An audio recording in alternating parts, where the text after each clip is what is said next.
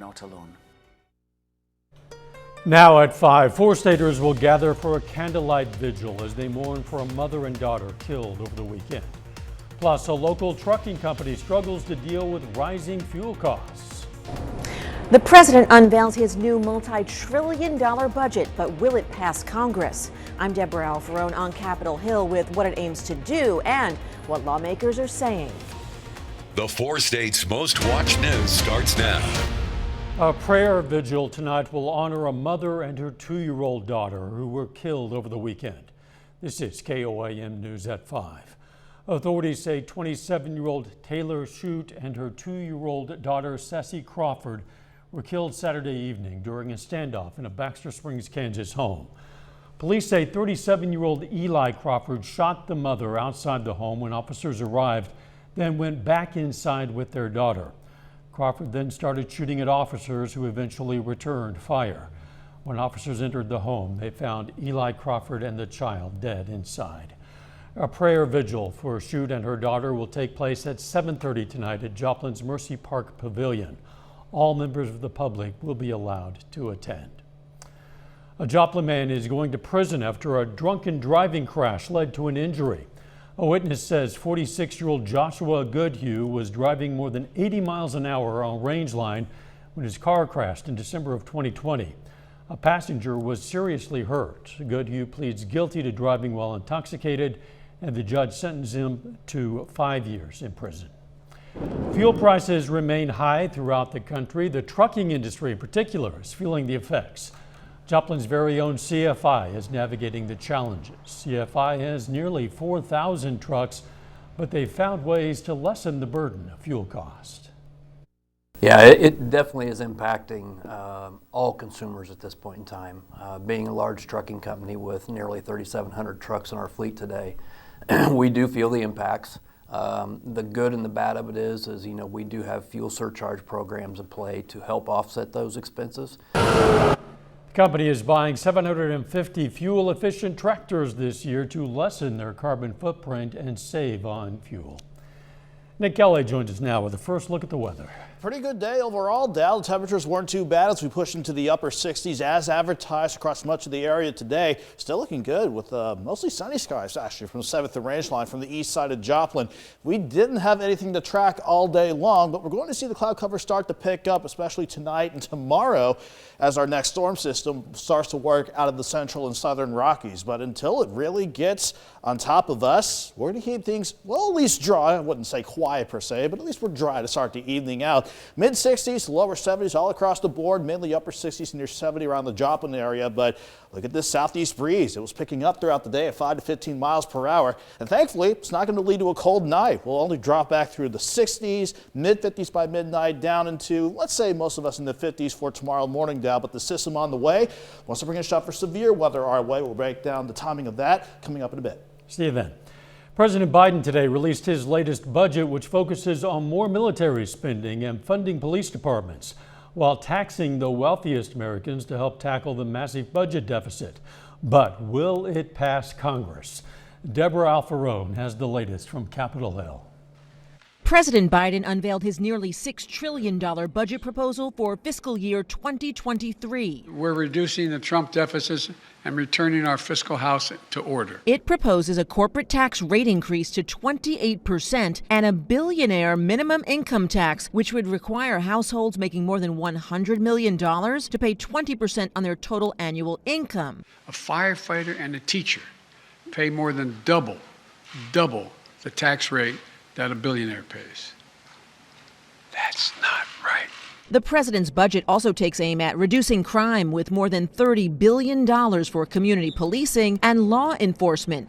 But it comes as Americans are facing the fastest inflation hike in 40 years. If the spending side goes through, but the revenue side does not, that would increase the debt and also run the risk of overstimulating the economy, contributing to rising inflation. Democratic leaders here on Capitol Hill have praised the president's budget as bold and strong, but it faces an uphill battle in an evenly divided Senate. The White House is desperately spinning to call this budget centrist, but there's nothing remotely moderate about what's in it. The president's proposed increase in Pentagon spending as Russia wages war in Ukraine has drawn criticism from some allies. Senate Budget Committee Chairman Bernie Sanders said in a statement, "At a time when we are already spending more on the military than the next 11 countries combined, no, we do not need a massive increase in the defense budget." Deborah Alfarone, CBS News, Capitol Hill. Chairman Bernie Sanders says the Senate Budget Committee will hold its first hearing on the president's budget Wednesday morning. Ukraine and Russia say another round of peace talks may begin tomorrow. But Ukrainian President Volodymyr Zelensky says Ukraine's sovereignty and territorial integrity are non-negotiable. This comes as Russia's ground offensive has stalled, but their missile and rocket barrage is taking a toll on Ukrainian cities. President Biden is now insisting that his comments over the weekend that the Russian President Vladimir Putin should not remain in charge was not a call for regime change in Russia. The Academy of Motion Pictures and Arts and Sciences says it condemns the actions of Will Smith during last night's Oscars, and it will launch a formal review of his slapping of presenter Chris Rock. Smith slapped Rock after the comedian made a joke about Smith's wife, Jada Pinkett Smith. Smith won the Best Actor award later in the ceremony. In a statement today, the Film Academy said it will also explore further action and consequences in accordance with our bylaws, standards of conduct, and California law. Still ahead, a troubling trend on the road. Trucks and SUVs are the most popular vehicles on the road today, but experts say they could be leading to more pedestrian accidents. I'm Laura Podesta with the results of a new study. But first, the potential danger of COVID combined with the flu. That's next in Health Watch. I want a company that I can... Ashley. Topping today's Health Watch, cases of the flu are on the rise across the U.S. And new research out of Britain shows that being hospitalized with the flu and COVID at the same time could double your risk of dying. Reporter Tina Krause has that story. After COVID restrictions around the world nearly wiped out the flu last season, the influenza virus is back, and for some, it's a double whammy. I think if you're unlucky enough to get COVID and flu at the same time, what our evidence tells us is that you're at markedly increased risk of severe illness. Researchers in Scotland, England, and the Netherlands studied more than 300,000 adults hospitalized with COVID within the last 2 years. Nearly 7,000 of them had COVID along with another viral infection. 227 patients had both COVID and the flu. And Professor Kenneth Bailey says those patients were in the most danger. We found that if you have COVID and you also test positive for flu in hospital, then your risk of dying is doubled, and your risk of needing a life support machine or a ventilator is quadrupled. 1, 2, 3. Doctors say because both viruses like to attack the same part of the body, the throat, behind the nose, and down into the lungs, testing for the combination is crucial. I think the important message for doctors is we should test patients in hospital for both COVID and flu. As both viruses circulate, researchers expect the mixed infection to become more common and say anyone offered vaccines against COVID or the flu should get them. Tina Krause, CBS News, London. Those new findings are published in the Lancet. During the coronavirus pandemic, a lot of people did not seek treatment for strokes in hospitals. According to Canadian researchers, the first year of the pandemic resulted in a substantial increase of stroke deaths at home. Public health professionals urge people to get emergency care at hospitals even in the midst of a pandemic. Contact tracing works, according to a new study just published in the medical journal JAMA Network Open. Researchers estimate contact tracing reduced COVID-19 cases in the U.S. by an estimated 21% in late 2020 as vaccines were first becoming available. The study used hospitalization data and estimates to predict contact tracing prevented more than 1 million COVID-19 cases and up to about 33,000 hospitalizations over the course of just 2 months. Children are more likely to battle severe illness as a result of food poisoning, and the American Academy of Pediatrics is offering some safety tips for at-home meals. In addition to proper hygiene and sanitary cooking environments, doctors say it's important especially to ensure all food is thoroughly cooked. Half of all women experience false positive mammogram results after a decade of annual screenings. Researchers at UC Davis say women who undergo mammograms every other year face a lower chance of seeing a false positive result. Older women are also less likely to get a false positive result. Drinking coffee may do your ticker good. Researchers found having 2 or 3 cups of coffee per day appears to lower a person's chance of falling victim to heart disease and heart failure. The findings were based on data from UK Biobank, which included information on more than 500,000 people during a 10-year period. Researchers say they're not sure if caffeine is the main factor for the apparent health benefits, saying there are numerous other compounds in coffee that could play a role. And that is a look at today's health news. A little bit later, exploring the reason for a rise in the number of accidents involving vehicles and pedestrians. But first, our next incoming storm system will make us warm for Tuesday, but bring in strong to severe thunderstorm chances as well. Forecast next.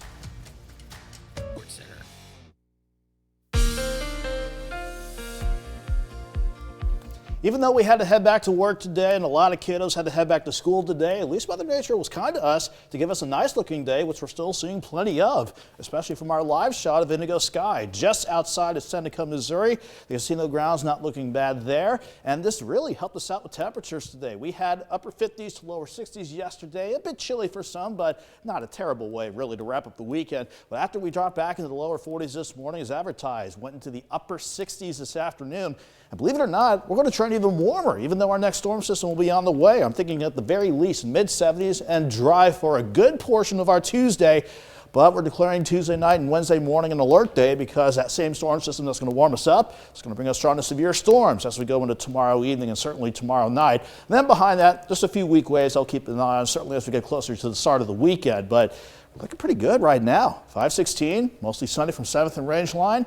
It's a nice looking shot, certainly keeping us up at 68 degrees. East-southeast wind to 15, gusting to 22 miles per hour. This southeast breeze overall kicked in as advertised, and it has really helped us warm into the lower 70s south and west of Joplin, maybe more mid to upper 60s north and east of the city. But everyone's looking good at the top of the 5 o'clock hour, and it's all thanks to this southeast breeze in action, at least at 5 to 15, occasionally gusts near 20, maybe a couple instances around 25. As long as this breeze stays in place, we're only going to drop back through the 60s, mid-50s by midnight. Most spots around 53, a little cooler northeast and a little warmer southwest of the city of Joplin.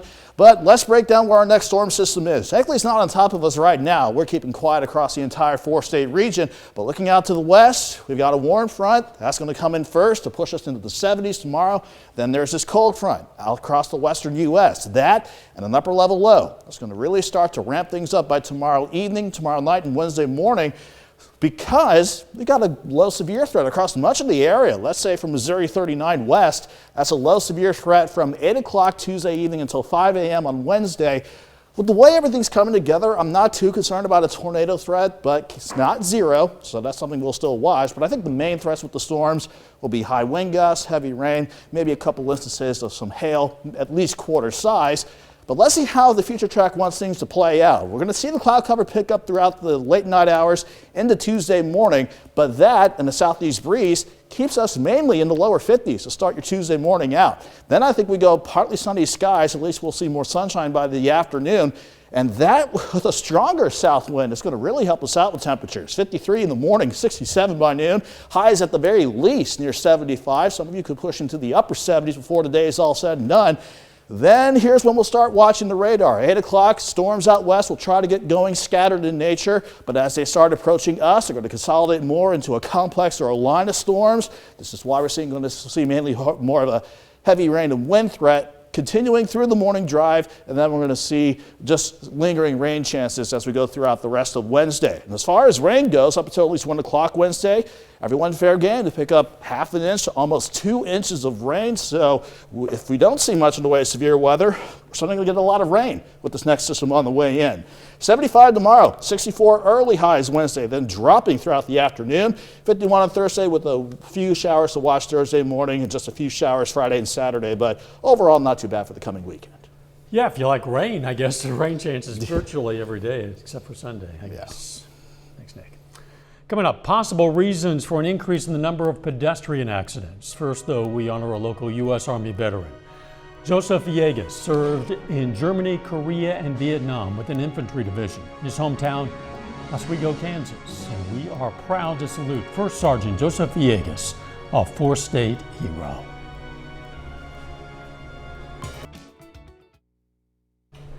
Topping today's Consumer Watch, various outlets report that search giant Google is removing the option of purchasing movies and TV shows on the Google Play app. When the change takes effect in May, you'll have to use the Google TV app instead. According to a company's support page, Google TV offers users the same experience they're accustomed to that includes new releases, rentals, deals, and recommendations. As for content users have already bought, it'll be accessible in the Google TV app. Elon Musk says he's considering starting his own social media platform. In a tweet over the weekend, the SpaceX and Tesla founder said he's giving serious thought to it. Now, in the past, Musk has gotten himself in trouble with his tweets and has claimed that Twitter muffles free speech. Nearly 50,000 grocery workers in Central and Southern California are ready to go on strike if union negotiations stall. Pharmacists, meat cutters, and other employees of Ralph's, Albertsons, Vons, and Pavilions are involved. Talks are set to resume Wednesday. If those break down, the union says it'll decide what steps to take next. Pedestrian deaths have been on the rise in recent years. Researchers looking for a reason why discovered certain vehicles are more likely to be involved in these types of accidents. Laura Podesta reports. A memorial on this Los Angeles street corner marks the place where a child and his babysitter died tragically earlier this month. Police say Alihia Morales was walking 2-year-old Julian across the street when an SUV hit them while making a left turn. He had so much life to live. We had so many plans for him, Julian's father said. The accident happened as a new report shows that SUVs and pickup trucks are more likely than cars to hit pedestrians while making turns. When a pedestrian was killed at an intersection, an SUV was twice as likely to be turning left, a van was 3 times as likely to be turning left, and pickups were nearly 4 times as likely to be turning left. Jessica Cicchino with the Insurance Institute for Highway Safety says it's not clear why, but she believes visibility may play a role. One of the contenders is the A-pillar, that area right in the front of your vehicle between the windshield and your front windows that can be a blind spot in the front of your vehicle.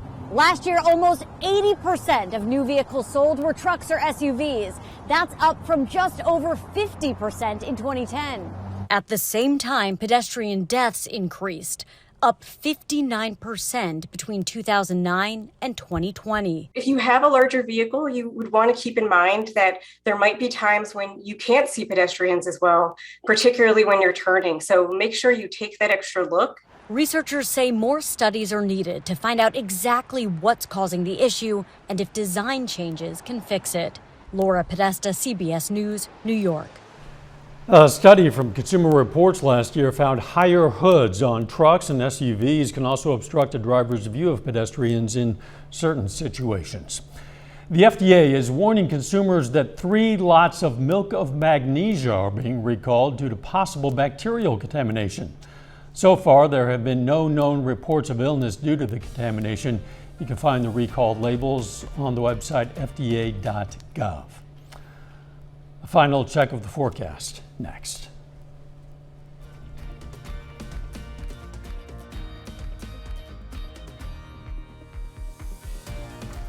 Salon service is provided by. Up next on the CBS Evening News, women's health and maternity care deserts, places where millions of expecting mothers can't get the care they need. Then on KOIM News at 6, more on how a Joplin trucking company is dealing with rising fuel costs.